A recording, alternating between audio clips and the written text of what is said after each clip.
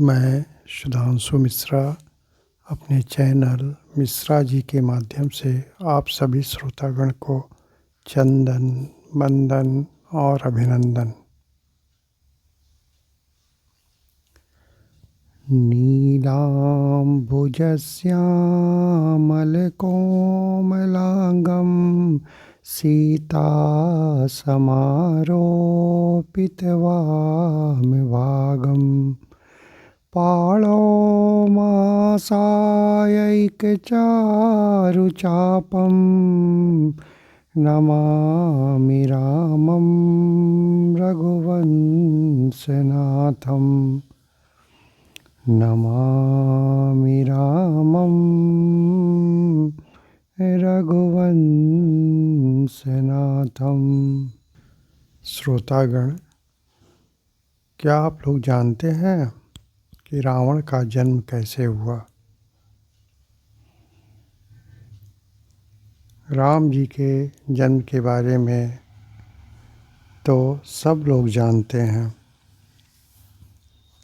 हर एक व्यक्ति के ज़ुबान पे राजा रामचंद्र जी के जन्म की चर्चा बनी रहती है।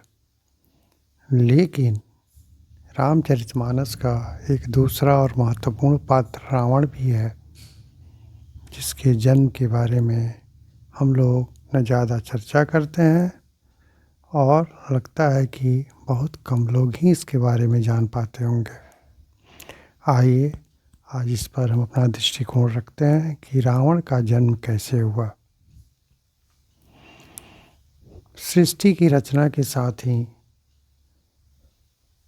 देवता और दानवों का युद्ध निरंतर चलते रहता था।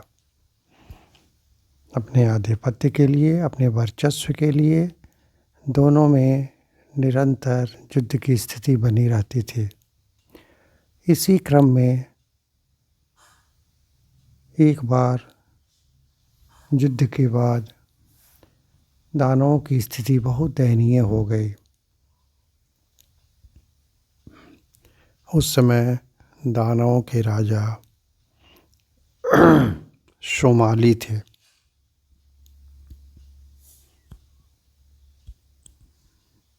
जो रिश्ते में रावण के नाना लगते थे। राक्षसों की स्थिति दयनीय होने के बाद अब राक्षस लोग बहुत चिंतित हो गए। विशेष करके उनके जो मुखिया थे, जो राजा थे, अध्यक्ष थे शोमाली, वो ज़्यादा चिंतित हो गए कि अब हम लोग की शक्ति कैसे बढ़ेगी। देवताओं की शक्ति उत्तरोत्तर बढ़ती जा रही है और हम लोग की शक्ति क्षीण होती जा रही है। हम लोग हर युद्ध में निरंतर पराजित होते जा रहे हैं। काफ़ी सोच विचार करने के बाद राक्षस राज शोमाली ने ये निर्णय लिया कि मैं अपनी पुत्री कैकसी की शादी विश्रवा मुनि से कर दें।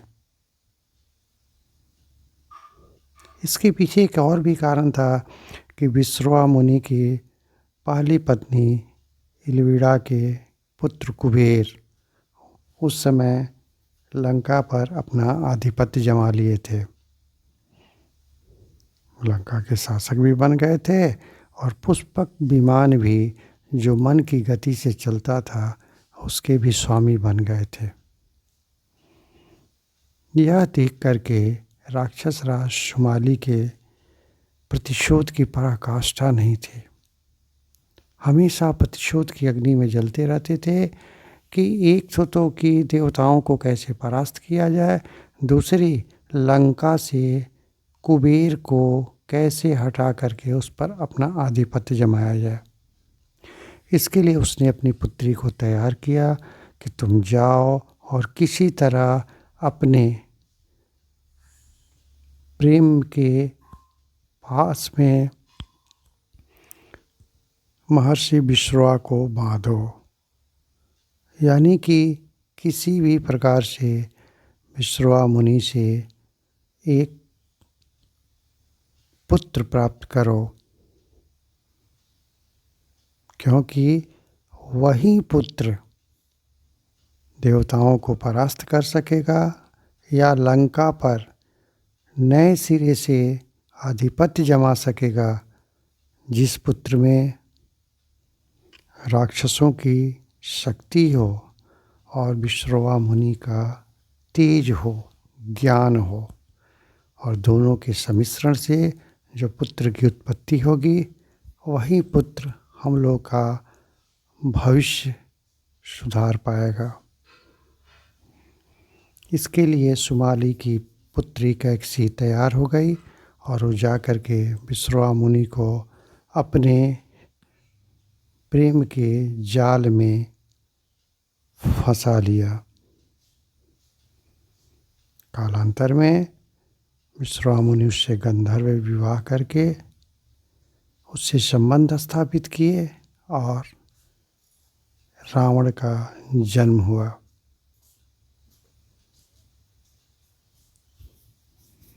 और वही रावण कालांतर में शिव का बहुत बड़ा भक्त हुआ और शिव की भक्ति से और ब्रह्मा की उपासना करके बहुत सारा शक्ति अर्जित कर लिया, जिसके चलते कुबेर को हरा करके लंका पर और पुष्पक विमान पर नए सिरे से अपना आधिपत्य जमा लिया। इतना ही नहीं, देवताओं को भी वो परास्त करने में नहीं चूका। यही कारण है कि आज वीरता और ज्ञान के बात जहाँ आती है, वहाँ रावण का नाम लेना अनिवार्य हो जाता है। यह अलग की बात है कि उसके अंदर कुछ अनैतिकताएं थीं, कुछ गलत काम कर दिया था, जिसके चलते उसका राम के हाथों वध हुआ।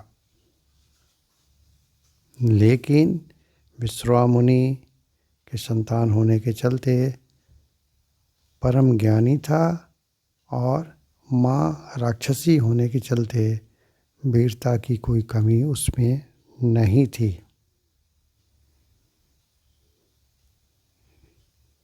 इसी के साथ मैं अपनी वाणी को विराम देता हूँ।